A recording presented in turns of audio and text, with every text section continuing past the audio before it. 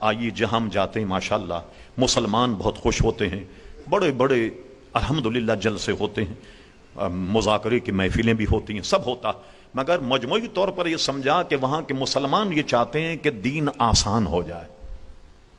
لوگوں نے آسانیاں پیدا بھی کر دی۔ ہم جیسے جو لوگ جاتے ہیں، لوگ سمجھتے ہیں کہ مولانا آن کر کے ہمیں مشکلات میں ڈال کے چلے جاتے ہیں۔ مشکلات سنیے کیا، وہ کہتے ہیں کہ جس ہوٹل سے گوشت مل رہا ہو نا تو اب اس پہ لکھا ہوا حلال تو آپ بھی حلال قرار دیتے، اور خصوصیت کے طور عرب کے جو لوگ وہاں پہنچے ایسا بیڑا غرق کیا اسلام کا، کہتے ہیں میک ڈونلڈ سے لے لیں، آپ KFC سے لے لیں، بھائی انہوں نے بسم اللہ شریف نہیں پڑھا نا، آپ بسم اللہ شریف پڑھ کے کھا لیں کہ جی صاحب حلال ہو جائے گا۔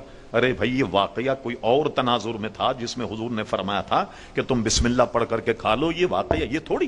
اچھا پھر لوگ کہتے ہیں بھائی عام طور پہ یہود اور نصارہ یہ تو اللہ کے نام پہ ذبح کرتے ہیں، ان کا گوشت بھی کھا لیا جائے، ہم منع کرتے ہیں۔ پھر ہم نے ایک یہودی جو ان کا رہبر تھا ان سے پوچھا، میں نے کہا ہم نے انسائکلوپیڈیا میں تلاش کیا، ہمیں نہیں ملا، جب جانور ذبح کرتے ہیں تو آپ کیا پڑھتے ہیں؟ اللہ کا نام لیتے ہیں، کیا نام لیتے؟ صاف ان کے جناب پادری نے کہا کہ ہم جب جانور ذبح کرتے ہیں تو حضرت عزیر علیہ السلام کا نام لیتے۔ یہ تو قرآن مجید سے بھی ثابت ہے کہ یہودیوں کا ایک طبقہ حضرت عزیر علیہ السلام کو خدا کا بیٹا مانتا۔ جب عزیر علیہ السلام کا نام بوقت ذبح لیا جائے تو اب جانور کیسے حلال ہوگا؟ ایک تو یہ پریشانی ہے کہ لوگ کہتے ہیں یہ جو مولانا آتے ہیں پاکستان سے یہ سب حرام کر کے چلے جاتے ہیں، اس کا مطلب ہے آپ مکمل ان کو چھٹی دے دیں، جہاں بھی مل رہا ہو حلال لکھا ہو بس اس کو کھا لیا کرو۔ یہ کیسے ہو سکتا؟ 3-4 مسائل ایسے انٹرنیشنل، سود کا مسئلہ سب سے پہلے پوچھے، شراب کا مسئلہ کہ شراب بیچنا کیسا ہے، یہ مسئلہ اگر آپ کہیں گے ناجائز ہے تو لوگوں کا منہ بن جاتا ہے کہ بھئی کیا کریں، ہمارا تو روزگار یہی کہ جناب دکان پہ کام کرتے ہیں تو شراب بھی ہمیں بیچنا پڑتی۔ اور ہمارے مسلمان جو ایک اچھے مسلمان تھے پاکستان میں ایسی بے روی کا شکار ہو گئے، شاید اگر ہمارے علماء وہاں نہ پہنچیں تو یہ اور مزید سہولتیں تلاش کر لیں۔ میں آپ کو ہالینڈ کا قصہ بتاتا ہوں۔ چند لوگ جو پاکستان کے جو ریسٹورنٹ چلاتے تھے، ان حضرات نے ہماری دعوت کی، سچی بات ہے میں نے دعوت تو قبول نہیں کی، میں نے کہا میں صرف آن کر چائے پیوں گا، کہ ٹھیک ہے چائے۔ یہ سب جمع ہو گئے، جمع ہونے کے بعد انہوں نے اپنے مسائل شروع کر دیے۔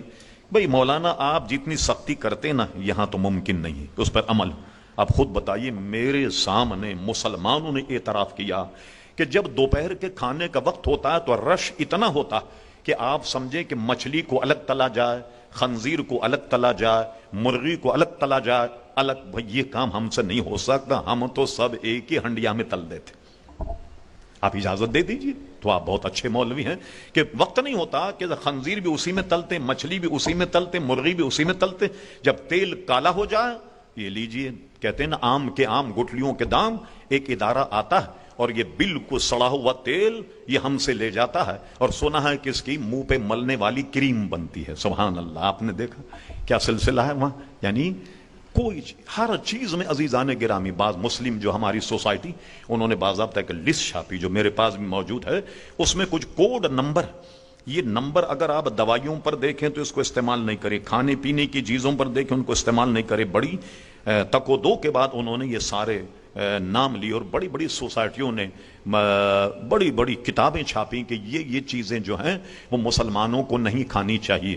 کھانے پینے بھی وہاں مسلمانوں کو احتیاط برتنا چاہیے، مگر یہ بات وہاں کہی جائے تو لوگوں کو یہ بات جو ہے محترم حضرات پسند نہیں آتی۔ بہرحال ان نامساعد حالات میں وہاں کا دورہ کرنا، وہاں کی تبلیغ اور وہاں کے مسلمانوں کو مطمئن کرنا یہ بہت بڑا کام ہے۔ اس کی وجہ کیا ہے کہ یہاں کے مسلمان ہیں جو حضرت مولانا بڑے آداب اور اس سے گفتگو کرتے، مگر وہاں کے لوگ جو ہیں بالکل کھڑی گفتگو کر دیتے برجستہ، ٹھیک، جب کوئی لحاظ مروت وہاں نہیں۔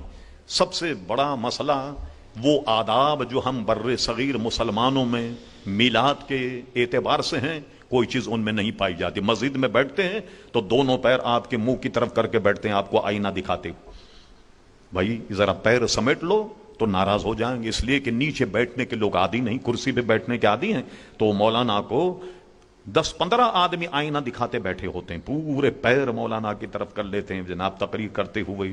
یہ بے شمار وہاں بیماریاں ہیں۔ اب اس میں ضرورت کس بات کی ہے، اس کو مؤثر کیسے بنایا جائے؟